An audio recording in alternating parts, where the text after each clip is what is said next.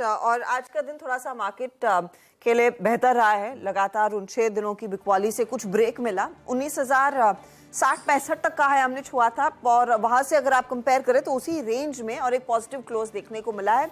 वही एक बड़ा रिलीफ है। 1% तक के गेंस देखे जा रहे हैं। निफ्टी में 192 अंकों का इजाफा। निफ्टी बैंक का भी तेजी में था। 530 अंकों तक की बढ़त देखने को मिली। अब देखिएगा मिड कैप इंडेक्स में भी एक बहुत स्ट्रॉन्ग पुल बैक देखा गया। 583 पॉइंट्स तक का इजाफा और एडवांस डिक्लाइन रेशियो उस लिहाज से बेहद पॉजिटिव थी और दिन भर वो मोमेंटम मार्केट ने होल्ड किया है। निफ्टी आईटी आज करीब 1.25% गेंस के साथ बंद होता हुआ दिखाई दिया है। कुछ स्टॉक्स जो आज आउट परफॉर्म करने में कामयाब थे। श्रीराम फाइनेंस लेकर आएंगे। नतीजों के बाद ब्रोकरेजेस का थम्स अप आया। वो स्टॉक 7.25% से ज्यादा भागता हुआ दिखाई दिया है। कैनरा बैंक के नंबर्स, पीएनबी के नंबर्स पर एक बहुत बढ़िया प्रदर्शन देखने को मिला है। इनमें तगड़ी तेजी बनती दिखाई दी है। लेकिन अगर आप दिग्गजों की तरफ आएंगे तो एसआरएफ, जिसके नंबर्स इसी शो के दौरान आए थे, वहां पर आप देखिए 3% की तेजी पर वो स्टॉक जाकर टिकता हुआ दिखाई देगा। दूसरा 17 एक्सिस बैंक, जहां पर तेजी में ही रहा है। एचसीएल टेक में अच्छे खासे गेंस, कोल इंडिया में अच्छे खासे गेंस और मारुति के नंबर्स भी बम्पर साबित हुए, तो वो भी काउंटर लगभग इंट्राडे में 4% तक का इजाफा दिखाने में कामयाब था। क्लोज हालांकि 1% के आसपास आ रहा है। तो ये कुछ टॉप परफॉर्मर्स आज के रहे हैं।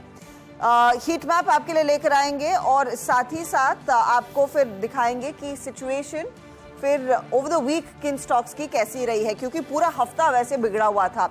आज ज्यादा तेजी देखने को मिली है और गिरने वाले शेयरों की संख्या सिर्फ एक लाइन में सिमट कर रह गई और ये सभी वो काउंटर्स है, बैंक्स है, ऑटो कंपनियां हैं, आईटी स्टॉक्स है जिनमें तेजी बनती हुई। रिलायंस इंडस्ट्रीज नंबर से पहले करीब 1-1.5% ऊपर रहा।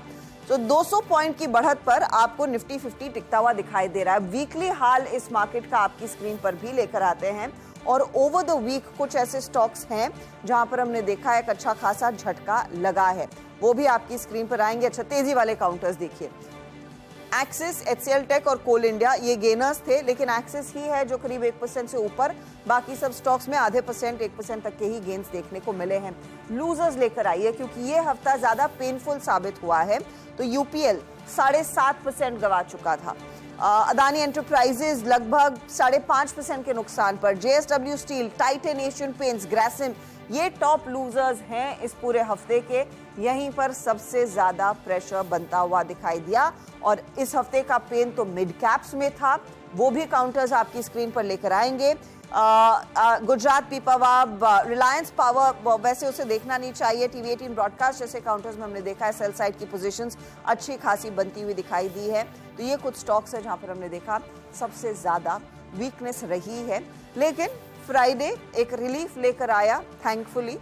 19,000 के ऊपर का एक क्लोज। नवंबर सीरीज का पहला दिन आपके सामने। चलिए सीधा सौदा का